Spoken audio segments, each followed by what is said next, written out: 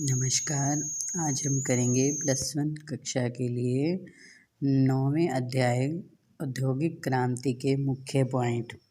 तो इसके अंदर जैसे क्या है कि औद्योगिक क्रांति जो है, औद्योगिक क्रांति से हमारा तात्पर्य उन तीव्र परिवर्तनों से है जो उत्पादन, यातायात और संचार के साधनों में मशीनों का प्रयोग के द्वारा जो है वो आए।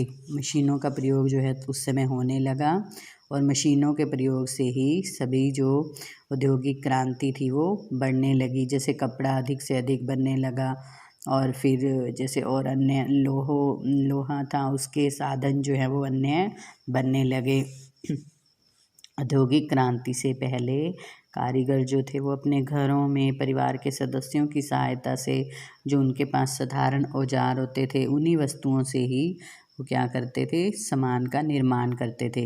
लेकिन औद्योगिक क्रांति आने से वो सब सामान जो है वो अब फैक्ट्रियों में परिवर्तित होने लगा, यानी कि लोग जो है वो फैक्ट्रियों के अंदर काम करने लगे। फिर औद्योगिक क्रांति के कारण ही कारखाने जो हैं वो बने और वहाँ पर उत्पादन का कार्य जो है वो साधारण औजारों की अपेक्षा मशीनों के द्वारा जो है वो होने लगा। इंग्लैंड में औद्योगिक क्रांति का आरंभ जो है वो सबसे पहले इसलिए हुआ क्योंकि उनके पास जैसे जो मंडी थी और उनके पास मजदूर भी थे, मुद्रा यानी कि पैसा जो था वो भी था और मशीनें भी वहाँ पर बन गई थी। और फिर जैसे इसके अंदर बताया गया है कि जो हारग्रीव्स के मशीनों में जो चरखे थे, कार्टाइट की शक्ति से चलने वाले जो चरखे थे, वो जेम्स जैसे वाट था, उसने जो भाप का इंजन बनाया और यातायात के साधन तथा कृषि यंत्रों में विकास जो है वो भी होने लगा। और यही सब जो औद्योगिक क्रांति आई इन सब का वही ये सारी चीज़ें सूत्रपात इन्होंने ही किया।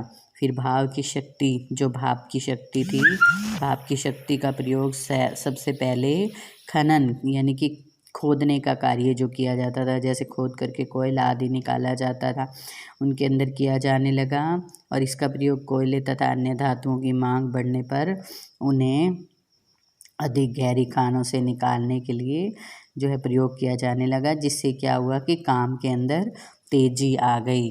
और फिर इसके बाद है जैसे खानों में अचानक जैसे पानी का भर जाना एक गंभीर समस्या थी और थॉमस जो सेवरी था उसने खानों से पानी बाहर निकालने के लिए जो है वो 1698 में क्या किया था कि माइनर्स फ्रेंड नामक एक भाप के इंजन का मॉडल जो है वो उसने बनाया, जिससे क्या किया जाता था कि खानों के अंदर से जो पानी होता था उसको बाहर निकाल दिया जाता था।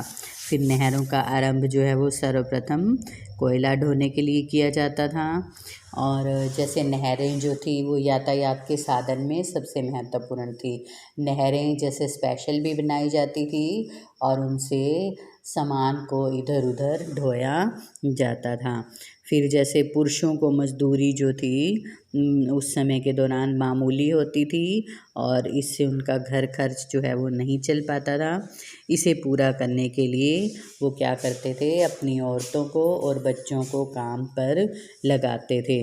बच्चों को कपड़ा मिलों में जो है वो रखा जाता था और क्योंकि वहाँ पर जैसे सटा कर रखी गई मशीनों के बीच छोटे छोटे जो मशीनें थी वो बिल्कुल आपस में सटा करके रखी जाती थी, जिसके अंदर छोटे छोटे बच्चे जो हैं वो जा कर के काम को कर सकते थे और बच्चों से कई घंटों तक काम करवाया जाता था।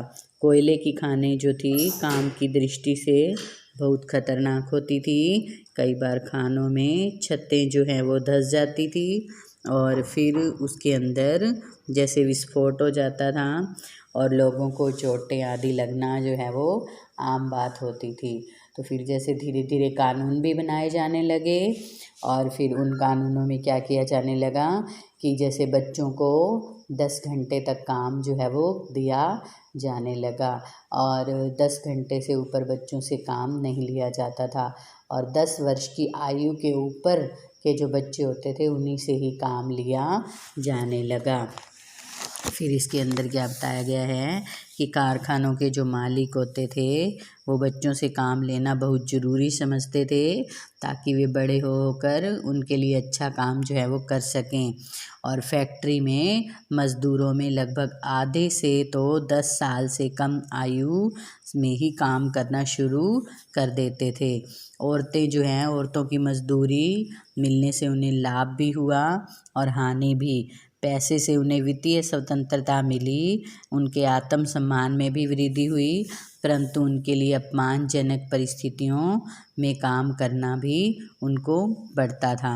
और फिर 1850 के दशक में बटनों के निर्माण एवं व्यापार में काम करने वाले कुल मज़दूरों में से 2/3 मज़दूर जो होती थी वो स्त्रियां और बच्चे होते थे। पुरुषों को प्रति सप्ताह 25 शिलिंग मज़दूरी मिलती थी उस समय के दौरान, और जबकि उतने ही घंटे काम करने के लिए बच्चों को और स्त्रियों को केवल 1 शिलिंग और स्त्रियों को 7 शिलिंग मज़दूरी जो है वो दी जाती थी। तो जैसे बच्चों को और औरतों को मज़दूरी कम दी जाती थी, इसीलिए ही उनको काम पर अधिक रखा जाता था और श्रमिकों की दशा जो थी वो बिगड़ गई। अब वे